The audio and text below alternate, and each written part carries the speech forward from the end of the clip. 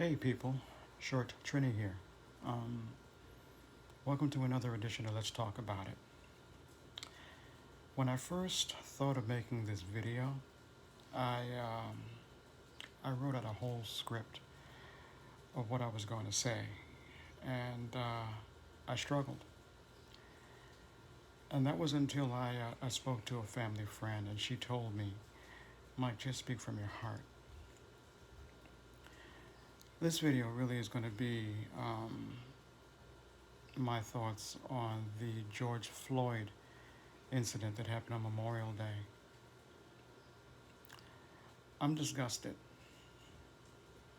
I'm still trying to wrap my head around the fact that four officers took part in the death, the murder of this man.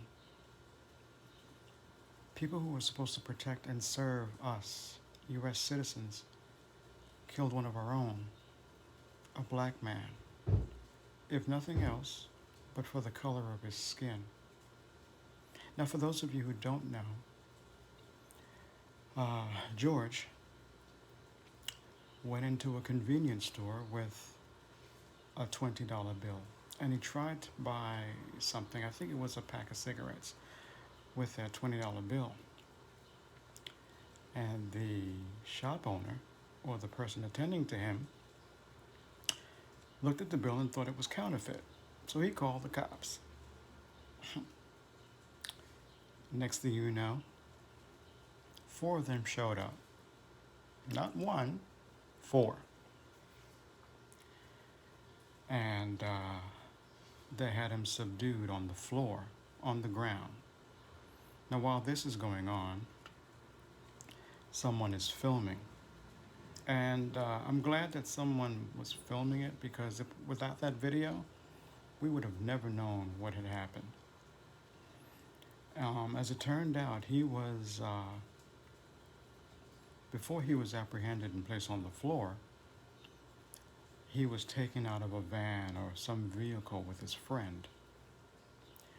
And George was trying to comply. He said, "Look, what are you doing? Why are you doing this?"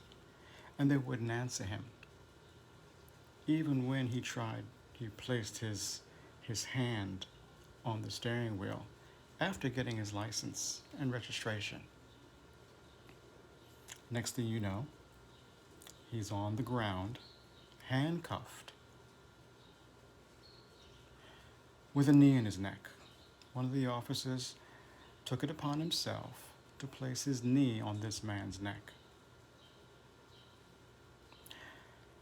"I can't breathe. Mama, I can't breathe," were the words that came out of George's mouth. See, George was very close to his mom, who died a couple years ago. And coming from a big family, he was the one to look after everyone. And we can all identify with that. There's always that one person who looks after everyone. But he was very close to his mom, and he was calling out to her. Anyhow, the next day, the cops were apprehended or brought up on charges. And a little while after that, the main officer, Mr. Chavin, was fired from the force. And as it turns out, he's had a record of doing this in the past, a couple of complaints of harassment to other people. And but this was the one time where he got caught, and he's paying the price.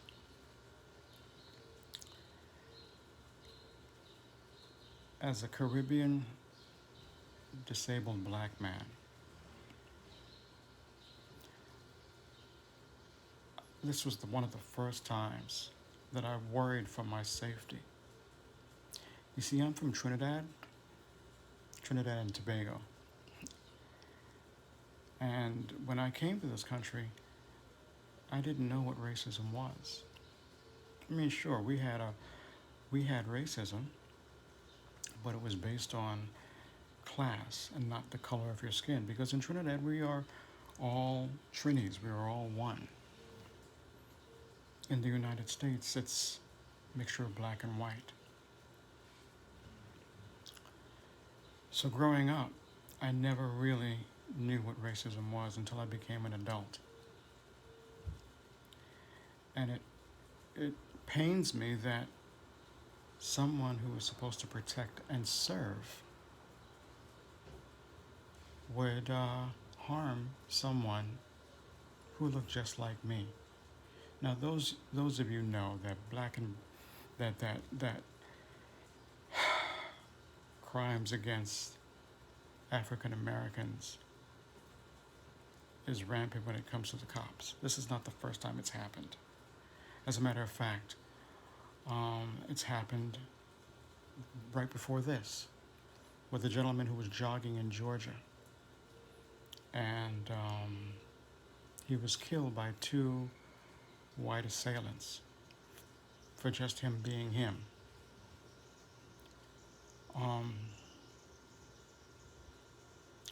I worry now as an adult for my safety. Am I going to get stopped for simply walking home? Am I going to get stopped for simply the color of my skin? Now, you know, those of you might say, they're not going to stop you because you got two crutches. I don't know about that. They've stopped my younger brother, who doesn't have a disability, by the way. So who's to say that they won't stop me for just me being me? You know, who's to say that I go to the grocery store and because I can't carry things in my hand, I place them strategically in my pocket and I get busted for that unnecessarily. This is why when I do go to the grocery store, I make sure to tell the manager, hey, this is in my pocket and I will pay for it when I get up there. The reason why I can't hold it in my hand is because I cannot walk and carry the item at the same time. But I digress. As a result of Mr. Floyd's passing, there have been a lot of protests. Something that I'm really happy to see from both ends of the aisle, black and brown people and white people. And I'm happy to see that, and I don't want it to stop. But no decision is ever made on a sidewalk. No decision is ever made marching. It's time for the powers that be to recognize the wrongs of those who are supposed to protect and serve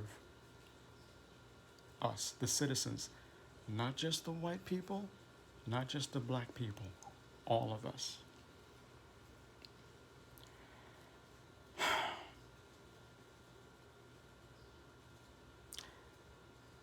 This video is really, really hard because I never thought that I'd have to face anything else but my disability. So it's a real eye-opener. I'm glad to see both sides of the spectrum, black and white, Chinese and Latinos coming together as one and marching and protesting the evils that cops do and racism on a whole. But I wonder what's next. What's the next step? Is voting the answer? Because I'm hearing a lot of people say, you know something? Tired of voting. Voting hasn't solved anything. Look who we have in office.